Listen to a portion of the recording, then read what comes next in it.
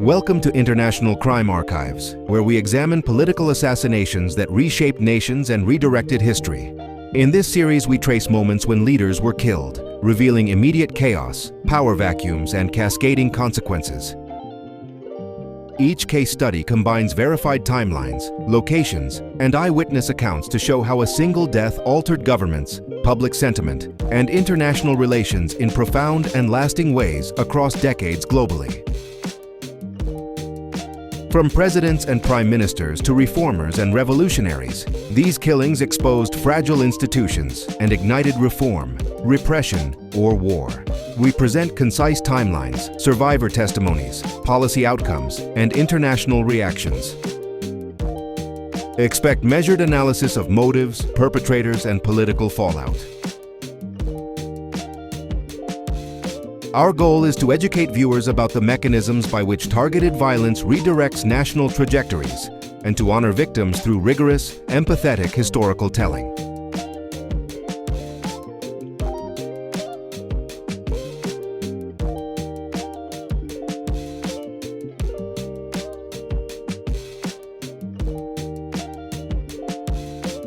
On June 28, 1914, Archduke Franz Ferdinand toured Sarajevo with his wife Sophie, representing Austro-Hungarian authority in a tense province.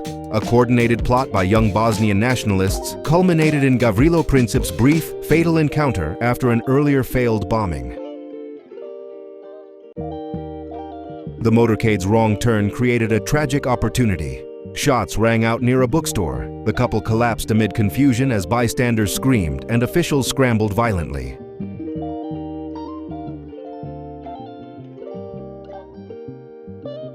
The shooting prompted Austria-Hungary to issue ultimatums and declare war on Serbia, activating alliance obligations across Europe. Within weeks, the continent mobilized, plunging into World War I, which transformed geopolitics, toppled empires, and caused mass casualties. Historians treat Princip's assassination as the immediate spark amplified by long-term imperial tensions, militarization, and nationalist movements.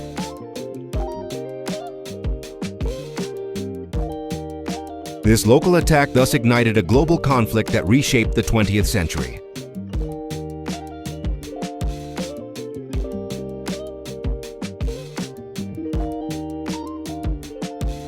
On January 30, 1948, Mahatma Gandhi walked to a prayer meeting at Birla House in New Delhi, carrying his commitment to non-violence and Indian unity. As he moved among followers, Nathuram Godse stepped forward and fired 3 close-range shots. Gandhi fell, murmuring final words as stunned assistants and supporters rushed to him. The assassins sought to punish Gandhi for concessions during partition and growing communal tensions. Gandhi's murder plunged India into grief and alarm, intensifying communal violence after partition. Prime Minister Jawaharlal Nehru and other leaders condemned the act and pursued prosecution while the nation faced questions about security and reconciliation. Internationally, Gandhi's philosophy of nonviolent resistance gained moral authority, inspiring movements worldwide. His death crystallized debates over nationalism, religious identity, and the high costs of state formation across post-colonial South Asia.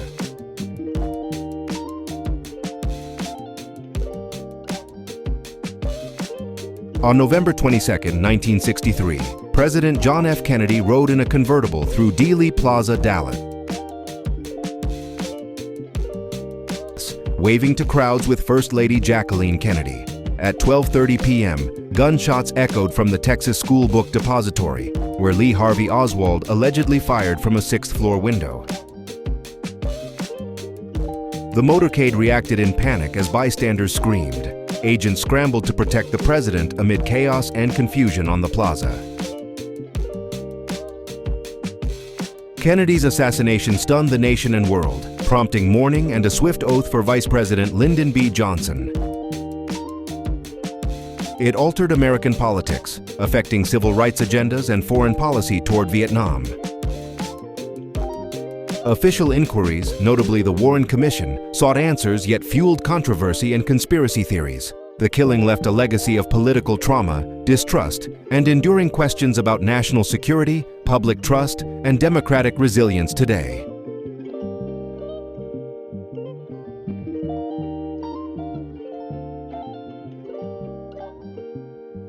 On April 4, 1968, Martin Luther King Jr. stood on the Lorraine Motel balcony in Memphis, preparing to support sanitation workers and lead a nonviolent march.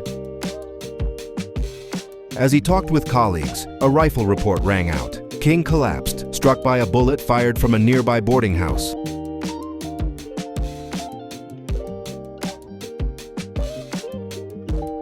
Friends and aides rushed to him while passers-by screamed. The nation watched as a civil rights icon fell in public. King's assassination provoked nationwide grief and waves of civil unrest, exposing deep racial fractures across American cities. Federal and local authorities scrambled to restore order, while activists pressed on with demands for justice and equality. The killing weakened organizational momentum in some areas, yet cemented King's moral legacy globally. His death intensified debates on policing, voting rights, and federal responsibility to protect constitutional freedoms for marginalized communities.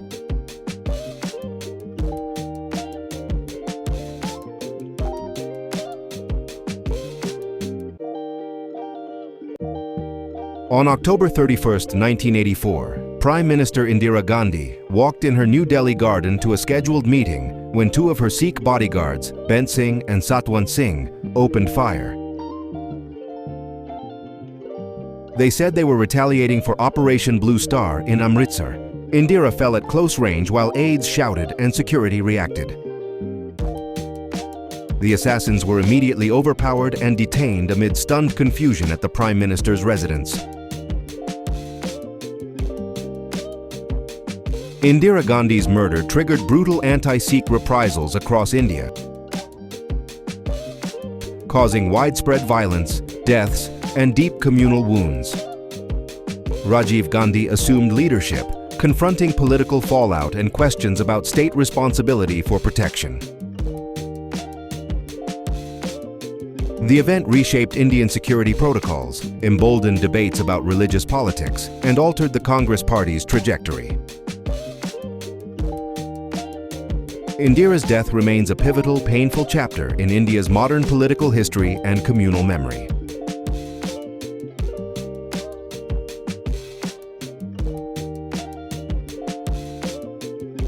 On October 6, 1981, during Egypt's annual Armed Forces Day parade in Cairo, President Anwar Sadat observed military displays on the reviewing stand. Islamist militants led by Khalid Islambouli stormed the parade, leaping from a passing truck and opening fire while throwing grenades. Sadat was struck by multiple bullets as security reacted. Nearby officers, including then-General Hosni Mubarak, attempted emergency measures as the president slumped in front of stunned crowds. Sadat's assassination followed his 1979 peace treaty with Israel and angered extremist factions opposing conciliatory diplomacy. Vice President Hosni Mubarak succeeded him, consolidating power and prioritizing internal security. The killing sent shockwaves through the Middle East, affecting Egyptian domestic policy, regional alliances, and the fragile process of Arab-Israeli détente. It highlighted risks faced by peacemakers and underscored violent backlash to controversial geopolitical shifts in the region.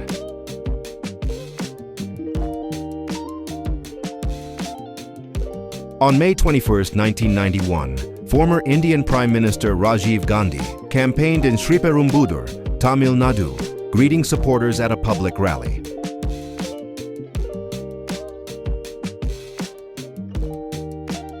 A woman approaching his convoy, then Moji Rajaratnam, an LTTE suicide bomber, bent forward to touch his feet and detonated explosives concealed beneath her dress. The blast killed Rajiv Gandhi and several nearby aides and civilians, throwing the site into horrific carnage and sending shock through the nation. Rajiv Gandhi's assassination intensified India's security operations against the LTTE and reshaped policy toward Sri Lanka. The death stunned voters and changed electoral dynamics, cutting short a political figure who had advocated modernization and reforms. Legal inquiries, arrests, and international cooperation followed. The incident underscored the rising danger of suicide terrorism and the regional ripple effects when domestic politics intersect with militant transnational movements.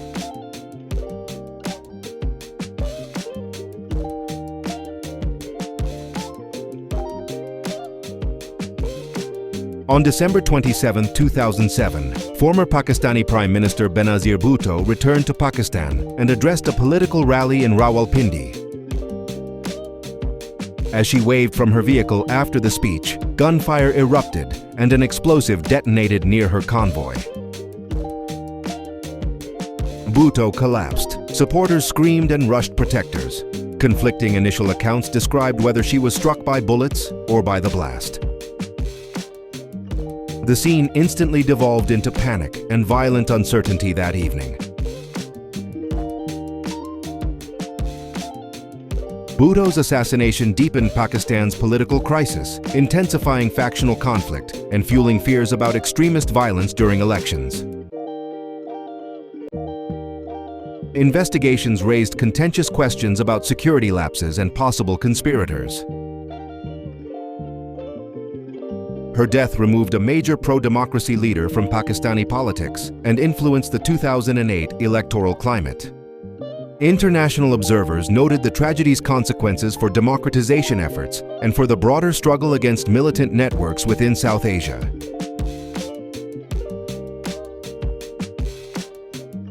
On November 4, 1995, Israeli Prime Minister Yitzhak Rabin left a peace rally in Tel Aviv, where crowds chanted for coexistence and the Oslo Accord.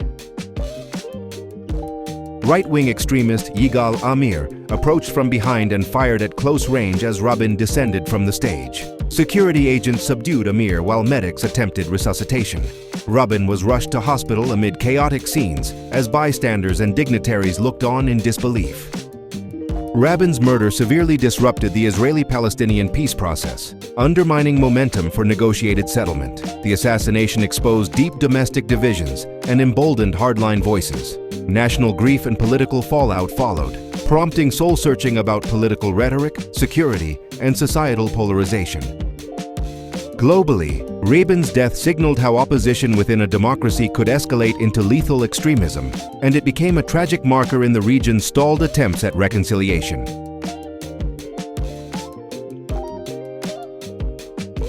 On October 15, 1987, President Thomas Sankara of Burkina Faso chaired a meeting at the Conseil de l'Entente in Ouagadougou. Soldiers loyal to Blaise Compaoré stormed the building, firing rapidly. Sankara stood and declared his identity before being shot instantly, shocking his companions. His bold reforms and anti-corruption campaigns had created powerful enemies who feared his growing influence.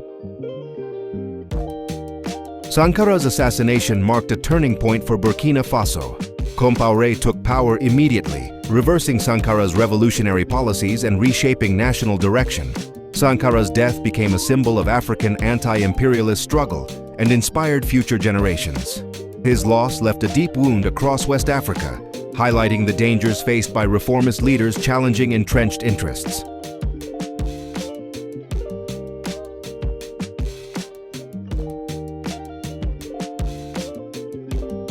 On February 14, 2005, former Lebanese Prime Minister Rafik Hariri's motorcade drove along Beirut's seafront near the St. George Hotel.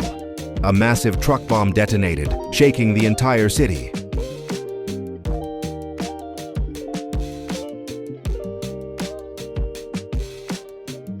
Hariri and 21 others were killed instantly.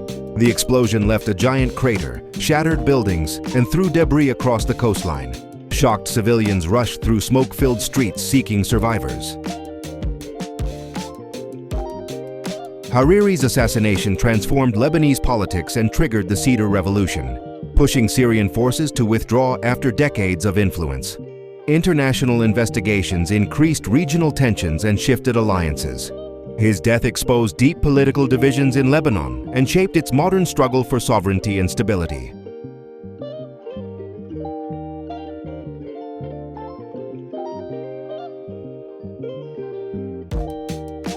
On October 26, 1979, South Korean President Park Chung-hee attended a dinner at the Korean Central Intelligence Agency safe house in Seoul. KCIA Director Kim Jae-gyu unexpectedly drew a pistol and shot Park at close range.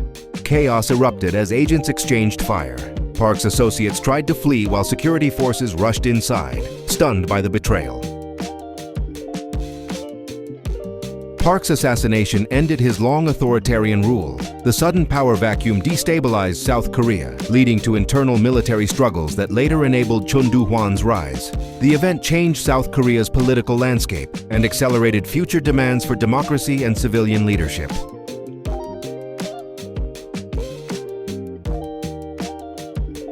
On September 11, 1973, Chilean President Salvador Allende defended La Moneda Palace as General Augusto Pinochet's forces launched a violent military coup.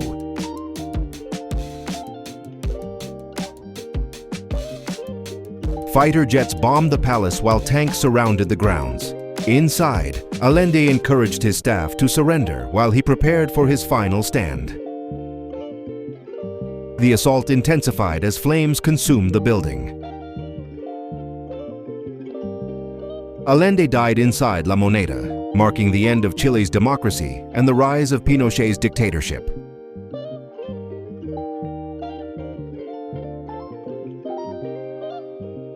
The coup reshaped Chilean society, altering politics, economy, and civil rights for decades.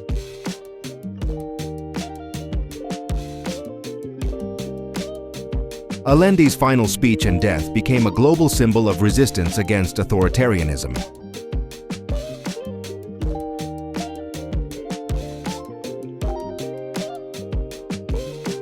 On January 3, 2020, Iranian General Qasem Soleimani landed at Baghdad International Airport. As his convoy exited, a U.S. drone strike targeted his vehicles, causing a massive explosion that killed Soleimani and Abu Mahdi al-Muhandis. Flames engulfed the road as Iraqi security forces arrived to find debris scattered across the airport highway.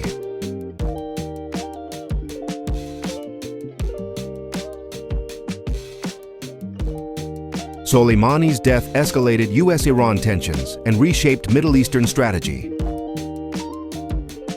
Iran retaliated with missile attacks, shifting regional military calculations.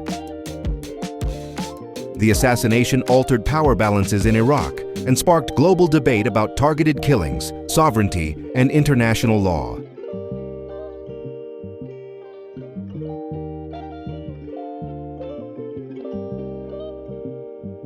On June 26, 1978, President Salim Rubai Ali of South Yemen faced political tension in Aden after accusations of supporting rival factions.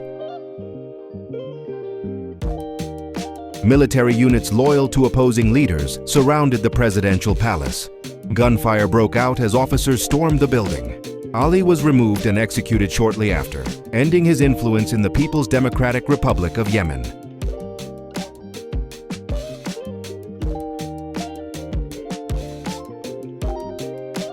His death deepened ideological struggles in South Yemen and strengthened hardline Marxist leadership. The assassination reshaped Yemen's internal power dynamics and contributed to future instability that affected unification decades later. Ali's fall marked one of the region's most turbulent political shifts.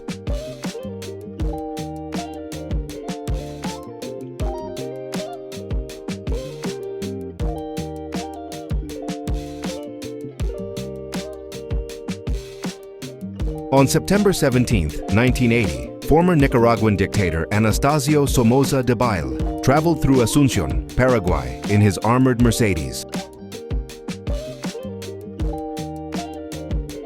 Members of the Argentine Revolutionary Workers' Party ambushed him, using a rocket launcher and automatic weapons.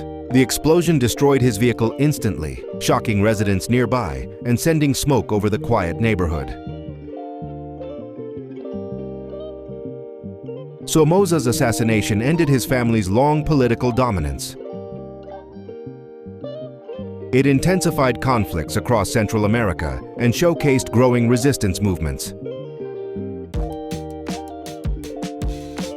His death influenced regional security policies and shaped future revolutionary strategies in Latin America.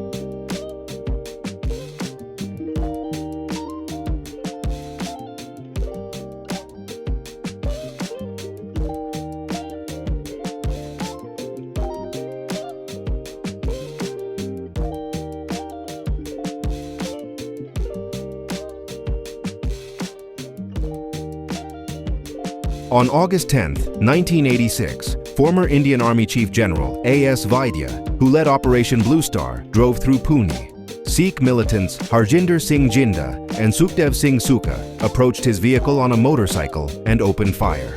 Vaidya was struck repeatedly as his wife screamed for help. The attackers sped away through traffic.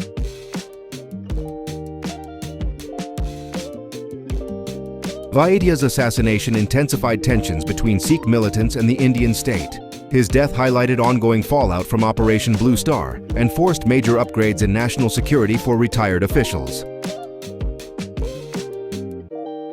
The attack remains one of India's most politically charged assassinations.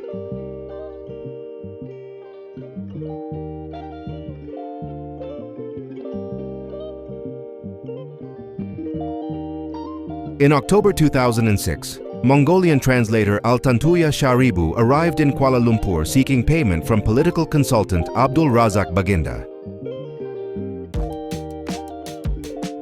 She was abducted outside his home by police officers Azila Hadri and Sirul Azhar Umar. They drove her to a jungle area in Shah Alam, shot her, and destroyed her body using explosives. The murder ignited a major political scandal in Malaysia. Trials exposed corruption, abuse of power, and international fallout. Altantuya's case reshaped public debate on political accountability and became one of Malaysia's most controversial justice issues of the 21st century.